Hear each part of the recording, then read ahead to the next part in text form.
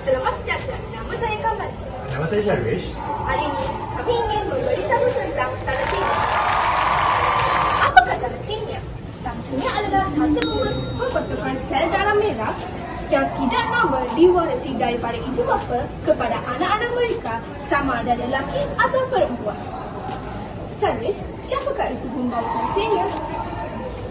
Welcome adik. Thalassemia dibahagikan kepada dua, iaitu thalassemia minor dan thalassemia major. Thalassemia minor, apa saja tidak menunjukkan sebarang masalah dari segi kesihatan dia dan melahirkan secara normal. Pembawa thalassemia mewarisi jin kepada anak-anak mereka.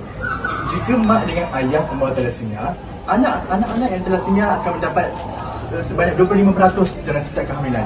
Jika mak dan ayah jika mak dan ayah hanya seorang sahaja yang mewarisi thalassemia, ya lelaki, anak anda tidak dapat thalassemia. Welcome adik. Adakah anda menerangkan saya tentang thalassemia major? Ya, boleh. Thalassemia major terjadi apabila kedua ibu bapa adalah pembawa thalassemia. Mula menunjukkan gejala dan tanda penyakit thalassemia seperti kekurangan sel darah merah pada awal 3 usia bulan. Jin penyakit thalassemia akan menyebabkan gangguan dalam pembentukan sel darah merah untuk semua hidup. Keperluan sel darah merah akan meningkat mengikut umur pesakit. Jika anemia menjadi lebih serius, sistem lain dalam badan pesakit akan turun terjejas. Contohnya, kegagalan jantung, kesukaran bernafas, pembesaran terpantun, pembegalan limpa dan hati, jaundice dan pembekakan tulang, muka, pipi dan rahang yang tidak normal. Hold on. We're way too past this. Let me finish it. Pesakit thalassemia akan menjadi lemah dan tidak berbahagia. Jangka hayat pesakit thalassemia adalah pendek jika tidak rawat secepat mungkin. Pemindahan darah sepanjang hayat adalah perawatan utama yang perlu dilakukan oleh semua. Pemindahan darah yang gerak akan menyebabkan pengkumpulan zat besi yang berlebihan dalam badan pesakit dan membolehkan kebanyakan organ merosak seperti hati, jantung dan kencing manis. Oleh itu, ubat penyakit zat besi juga perlu diambil sepanjang hayat. Kamali, siapakah yang harus menjalani ujian saringan thalassemia ini? Soalan yang bagus, Sharwish. Thalassemia ini boleh dibuatkan di sekolah saya, iaitu Sekolah Menengah Kebangsaan SMK Kampung Baru. Terdapat ceramah penyakit thalassemia dan ujian saringan thalassemia ini telah dilakukan semua murid-murid tingkat ke-8. Oh my god! Saringan ini dibuat oleh Dr. Syahid bin Shahabuddin dari Klinik Kesihatan Tamadun Dr. Ismail. Apa yang menarik sebenarnya? Memang ada. Satu kuis tentang penyakit thalassemia telah disediakan untuk semua murid. Wow! Dibuat disediakan kawasan untuk kuis tersebut.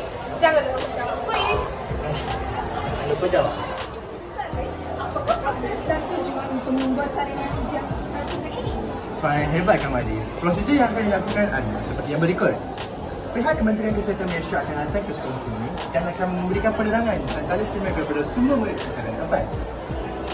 Semua murid mesti mendapatkan kebenaran bertulis daripada ibu bapa ataupun penjaga mereka. Kementerian Kesihatan Malaysia akan menjalankan ujian dengan ibu bapa dan penjaga kebenaran mereka.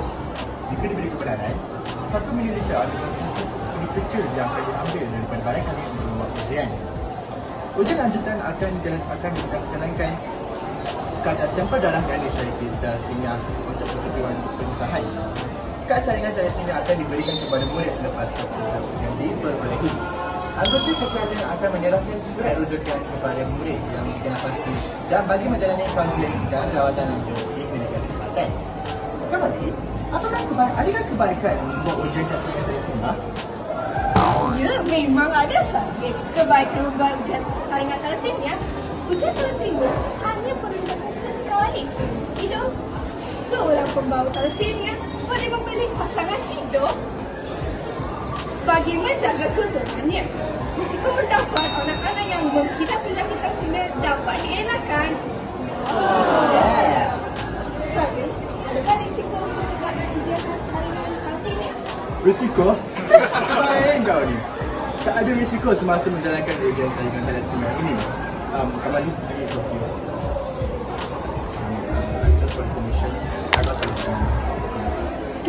It's a secret. No one knows. Ada satu lagi perkongsian. Keputusan ujian salingan hanya akan diserahkan kepada murid dan ibu bapa atau penjaga. Yeay! Terima kasih menonton video kami. #jangan lupa like.